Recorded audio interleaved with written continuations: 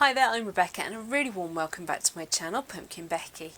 In this week's video we're going to be unboxing a plant haul, a carnivorous plant haul. Let's get started.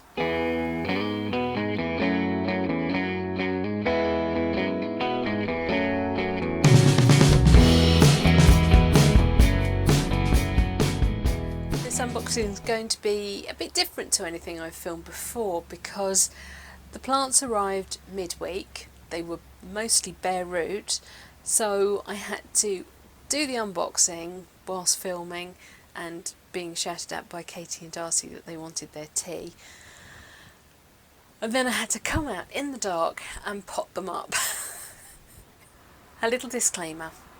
In the parcel there was a little extra something that I wasn't expecting. It was a potential substitute that I had mentioned in the particular box on the website when I placed my order. I paid for everything in that box except a known freebie, which I mention, and a surprise from Andy and Alison at Triffid Nurseries.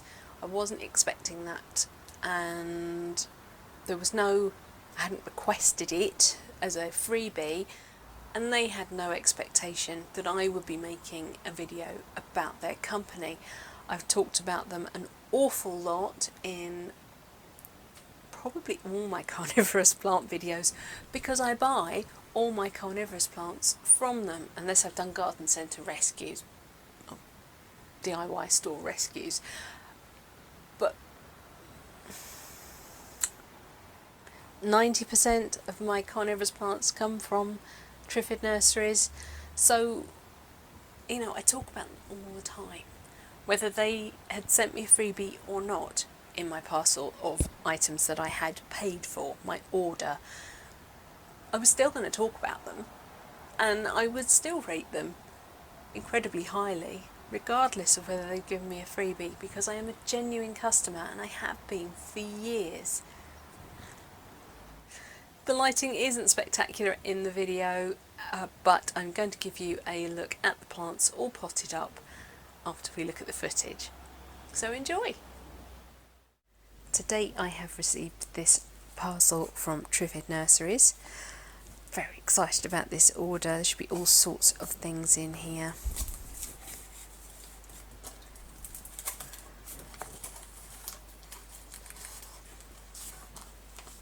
My invoice, see if I can actually remember what I ordered. The front sheet is simply a letter telling me about the things I've ordered and the fact that being winter they're probably still in dormancy.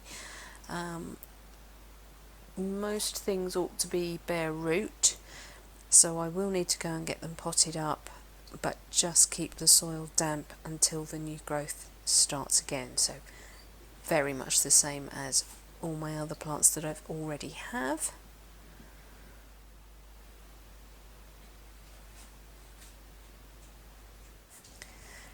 Inside the box we have got the bare root plants. They're wrapped in tissue, probably damp tissue with plastic, and then there's also some air packs in here to help keep everything nice and safe. Let's grab this one first. I think I can see the tag.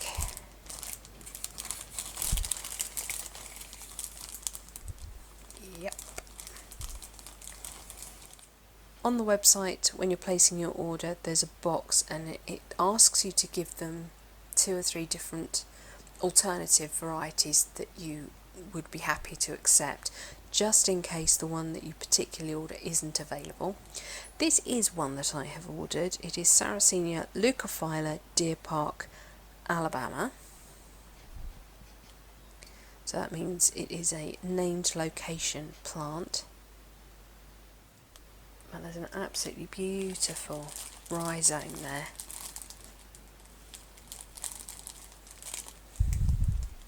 Got at least 2 growing points on it.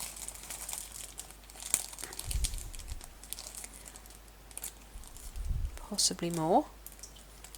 they pack all the orders over the weekend and then dispatch on Monday. So it's Tuesday today, so it arrived super quickly.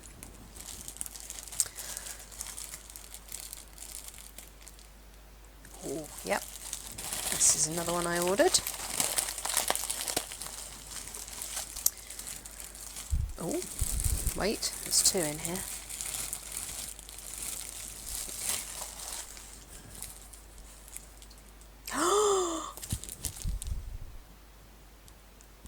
Okay. Okay. Okay, that's exciting.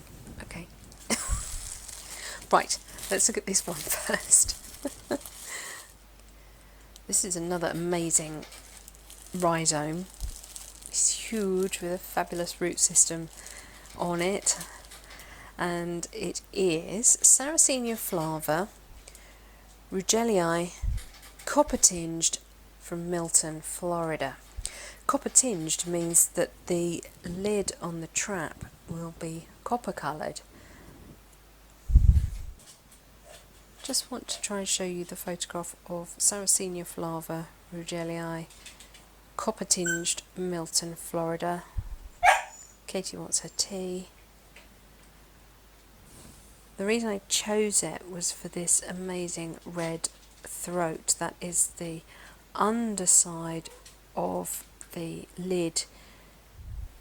When you go on the Triffid Nurseries website, there's often on the front page a little freebie or offer that they're doing, and there was a code available which I forgot to enter on checkout, but I had a little conversation with Andy and we managed to get it added on. So this is my little freebie, beautifully wrapped again, and it is a Filiformis subspecies, Filiformis Drosera. So it is one of the lovely, fine-leaved, very upright sundews. Wonderful.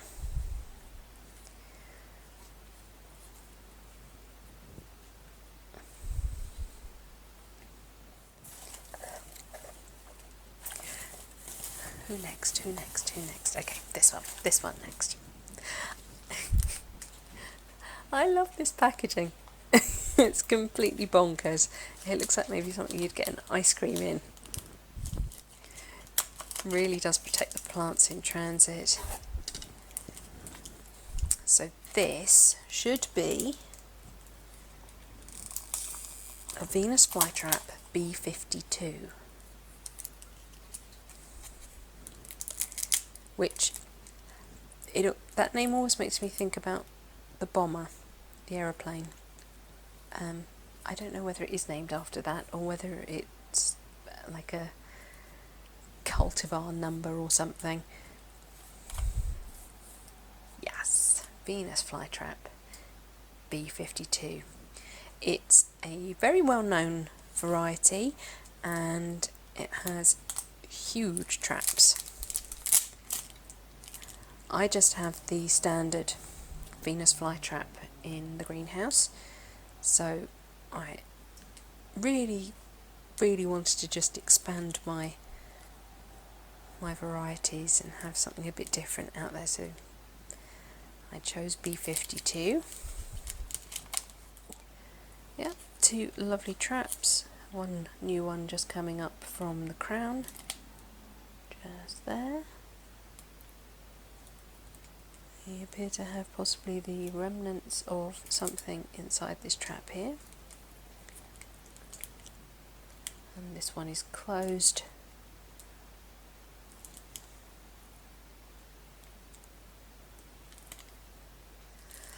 I have treated myself to a new pygmy sundew, and Triffid Nurseries always send the pygmy sundews out in their pots because they have such fragile root systems, as you will have seen in any of my pygmy sundew videos.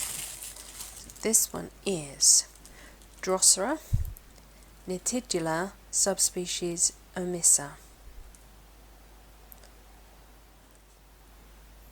And this little one has lovely little white flowers. It looks like they've harvested the gemmy and left me a lovely little colony of Nitidula omissa. This pack contains 2 litres of Triffid Nurseries' own blend of Carnivorous Plant compost. It is probably simply peat, sphagnum moss peat and perlite. I don't think there's any sand in here. I'm pretty sure that is just peat and perlite. Now I'm not actually going to be planting these plants in this compost because, as you know, I like to grow everything peat free. But I want to run a series of experiments, so I wanted to buy a really good quality compost mixture that an actual nursery uses and see how it compares to alternatives. Yeah. By including named companies' product, I'm not trying to pit one company against another or suggest that one company's product is better than another. It is really trying to establish whether carnivorous plants can happily live in a non-peat substrate. And as I don't grow in peat, I thought it would make sense to grow the same types of plants, very similar size, that I've divided up, the Venus flytraps, grow them in a variety of different substrates, and actually test the theory. But we'll get into that when we get onto the study. There was one more plant in my delivery and it shouldn't be there. I didn't order it, but it looks as if Andy has looked at my list of alternatives and has treated me to a little something special. In my alternatives I suggested Drosera omissa, I suggested Sarracenia flava maxima copper top, just in case the copper tinged Rougelii wasn't available, or maybe Leucophylla Chanel's Ghost, which is beautiful, mostly green but with a white spotted cap and lid, and it's so pretty. Or I put here, I'm also looking for a nice Leucophylla with a distinct red lip. I really do love red-lipped Leucophylla. So Leucophylla are normally one colour coming up, and then when you get towards the top you'll get a sort of a break in the colour and it will start to mix in white speckling, and sometimes there's red veining. Chanel's Ghost, as I say, is just green and white, but there's lots of other ones which have amazing red markings on them. The Simple Farnamii is one of those. But as you come to the top, the lip of the picture is normally the same colour as through here. But on some varieties they have this magnificent bright red lip. Some are paler, but I wanted one that really did have a really good distinctive red lip. He has given me, thank you Andy, I did not expect this, Sarracenia Leucophylla red lip.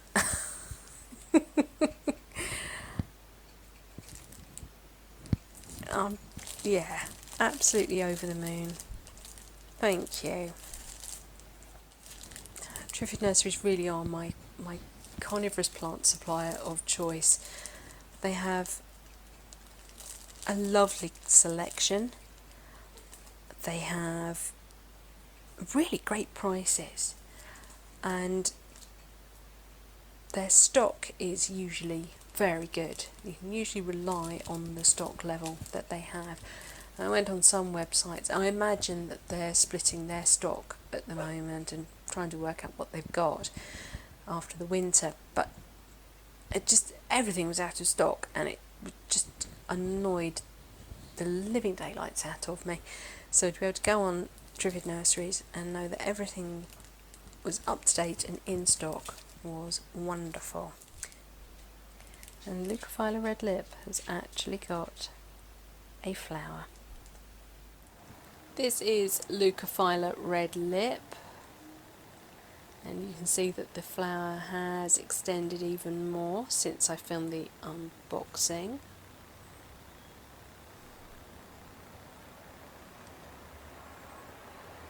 And it's now in my normal EcoCo peat-free compost. This is the little free plant advertised openly on the website. This was a hibernacular of Drosera filiformis, and it is now breaking out of dormancy. So it's no longer a hibernacular, it is now a plant. This is the pygmy sundew, Drosera nitigula subspecies omissa. It has got some old seed pods on it, flower stalks, which I'm leaving on there just in case they are going to seed onto the soil surface, and then very shortly I will remove them.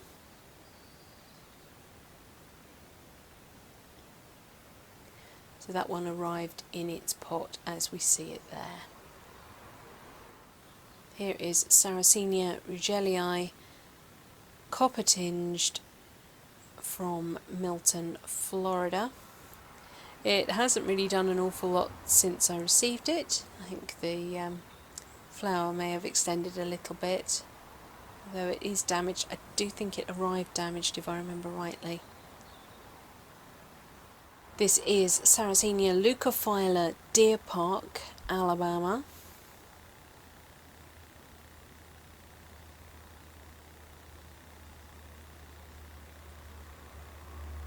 If this one looks a little dry on the top, that's because I have just added an extra dressing of compost onto it. For some reason, when I potted it up in the dark, I didn't quite pot it up properly. And finally, here is Venus Flytrap B52, Dionea B52. To be honest, this doesn't look much bigger than my normal variety of Dionea that I have, just the standard one, but it will be.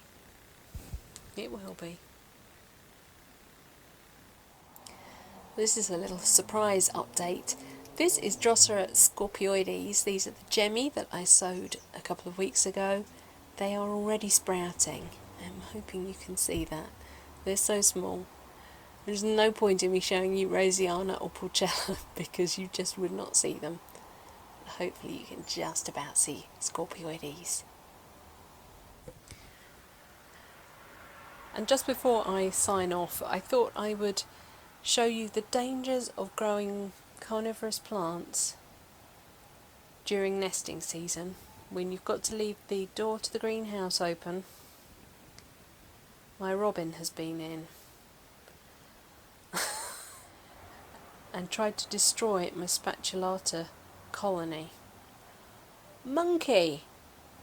Just because you want nesting material doesn't mean spatulata is fair game. Try and squish that back in.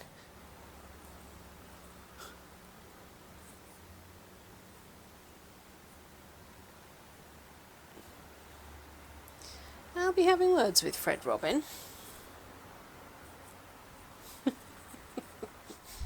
What a little hooligan Fred Robin is.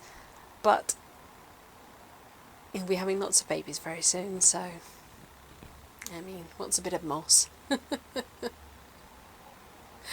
Right, that is it for this week's video. Thank you so much for watching. Please remember to rate, share and subscribe to me here on YouTube. And until next time, bye.